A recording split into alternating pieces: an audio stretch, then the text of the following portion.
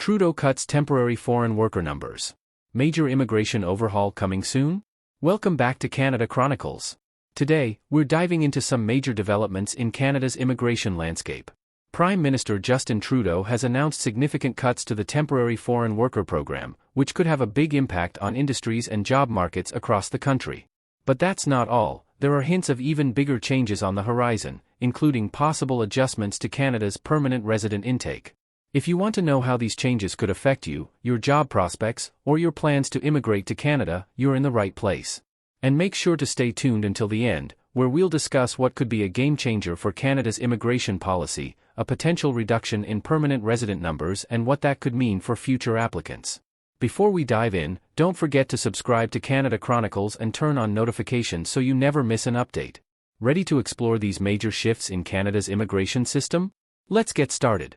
Prime Minister Justin Trudeau has announced significant adjustments to Canada's Temporary Foreign Worker (TFW) program, signaling that further immigration changes may be on the way. These new measures, which were revealed during a cabinet retreat in Halifax, are part of the government's response to growing concerns over rising unemployment rates among newcomers and young people in Canada. Trudeau announces cuts to temporary foreign workers. Canada's TFW program had seen relaxed restrictions following the COVID-19 pandemic to address labor shortages. However, Trudeau's recent announcement marks a shift in strategy. The government will now limit the number of temporary foreign workers allowed in the country, particularly in regions with higher unemployment rates. This move comes after experts raised concerns that the surge in TFWs was contributing to unemployment, especially among recent immigrants and younger Canadians. In regions where the unemployment rate is 6% or higher, employers will no longer be permitted to hire low-wage temporary foreign workers, with exceptions for critical sectors such as agriculture, food processing, construction, and healthcare, where labor shortages remain severe. Additionally, the government is capping the number of TFWs an employer can hire, restricting them to no more than 10% of their workforce. Another significant change involves reducing the duration of low-wage TFW contracts from 2 years to 1 year. This adjustment is expected to reduce the number of TFWs in Canada by approximately 65,000, returning the program to pre-pandemic levels. Employment Minister Randy Boissonnault emphasized that the labor market has changed since the pandemic, and these measures are necessary to adapt to the new reality. Impact on low-wage jobs. Government limits TFW program. The TFW program has seen a dramatic increase in recent years, with the number of low-wage temporary workers jumping from 15,817 in 2016 to 83,654 in 2023. This surge has coincided with rising unemployment rates among immigrants, with the newcomer unemployment rate now standing at 11.6%, compared to the overall unemployment rate of 6.4% as of June. Youth unemployment is also a significant concern, with the rate for individuals aged 15 to 24 reaching 13.5%, the highest it has been in a decade. These changes to the TFW program are expected to have a significant impact on industries that have relied heavily on low-wage foreign workers. Sectors such as food services, construction, and healthcare will need to adapt to the new limitations, which may lead to changes in hiring practices and possibly increased wages for Canadian workers. Immigrant and youth unemployment. What's behind the numbers? The decision to cut back on the TFW program is closely tied to rising unemployment rates among immigrants and youth in Canada. The newcomer unemployment rate of 11.6% is notably higher than the national average, raising concerns about the integration of immigrants into the Canadian workforce. Similarly, the youth unemployment rate of 13.5% highlights the challenges faced by young Canadians in finding stable employment, particularly in a labor market that has been flooded with temporary foreign workers. The government's decision to limit the TFW program is an attempt to address these issues by creating more opportunities for Canadian citizens and permanent residents. By reducing the number of temporary foreign workers, the government hopes to ease competition for jobs and improve employment prospects for these vulnerable groups. Housing market relief? How TFW changes might ease pressure. Housing Minister Sean Fraser, who previously served as Immigration Minister, highlighted another potential benefit of the TFW program changes. By reducing the number of temporary foreign workers, the government aims to alleviate some of the pressure on Canada's housing market. This is particularly relevant at the lower end of the housing spectrum, where competition for affordable homes has become increasingly fierce. Fraser noted that the changes could help ease demand for tens of thousands of housing units across the country. With fewer temporary foreign workers entering Canada, the pressure on housing markets in urban areas may decrease, potentially making housing more accessible and affordable for Canadians. Permanent resident numbers under review. What's next? In addition to the immediate changes to the TFW program, Trudeau hinted that broader adjustments to Canada's immigration system could be on the horizon. With the newcomer unemployment rate nearing 12%, the government is reviewing its immigration levels and considering potential reductions in the number of permanent residents admitted each year. Currently, Canada's immigration plan targets the admission of approximately 485,000 permanent residents in 2024, with that number increasing to 500,000 in 2025 and 2026.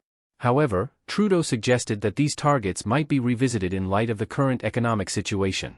He emphasized the importance of aligning immigration policies with Canada's economic needs and ensuring that newcomers have pathways to success. Trudeau's comments indicate that the government is considering a recalibration of its immigration strategy. While Canada has traditionally been a welcoming destination for immigrants, the current economic climate may necessitate a more measured approach to immigration levels in the coming years. Is Canada slowing down immigration growth? Government weighs options. Conservative MP Melissa Lantsman, the party's deputy leader, criticized the government's approach, arguing that the changes to the TFW program are a reversal of policies implemented by former Immigration Minister Sean Fraser. Lantsman contended that the government's previous policies had contributed to the current challenges in housing and employment, and that the recent changes are an attempt to rectify those mistakes. Immigration Minister Mark Miller echoed Trudeau's sentiments, stating that the government is open to making adjustments to immigration levels if necessary. Miller acknowledged that some Canadians are concerned about the rapid pace of population growth, which is among the highest in the developed world. He emphasized the need for flexibility in immigration policies and the importance of responding to economic and social conditions. Miller also highlighted the need to balance immigration with the country's economic needs.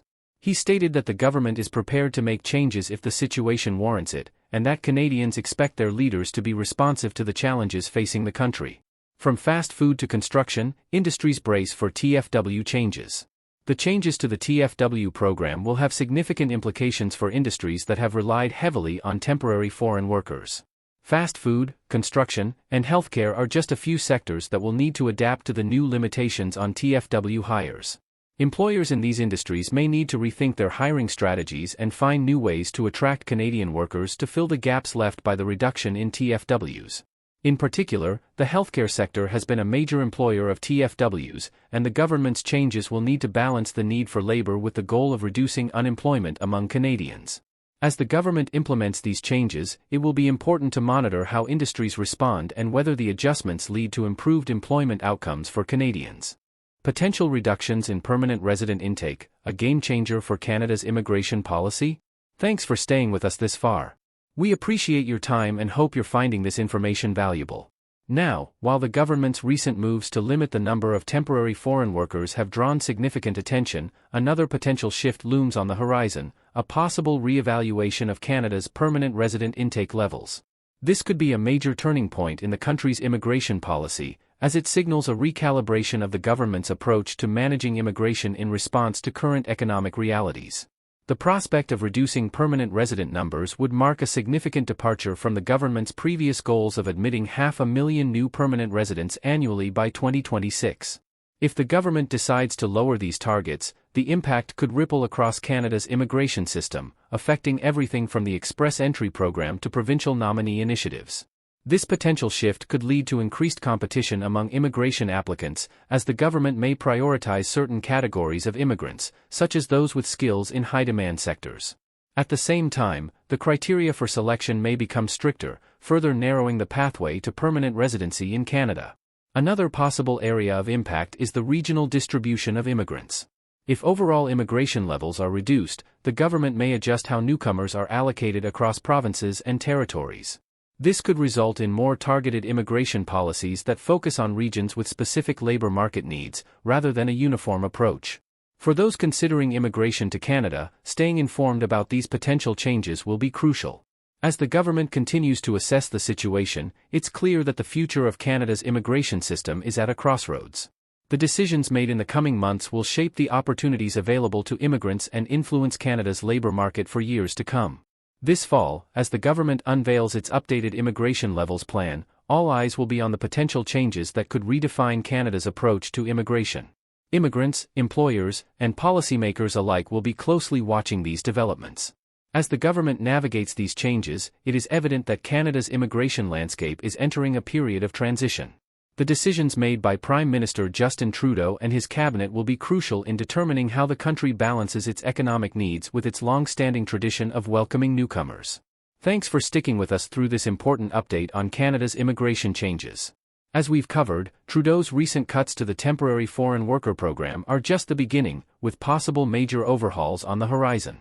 The potential reduction in permanent resident intake could be a game-changer for anyone looking to move to Canada, so staying informed is more crucial than ever. If you found this video helpful, please give it a thumbs up and share it with others who might benefit from this information. And if you haven't already, make sure to subscribe to Canada Chronicles and turn on notifications so you don't miss our future updates on these critical developments. Thanks for watching, and we'll see you in the next video.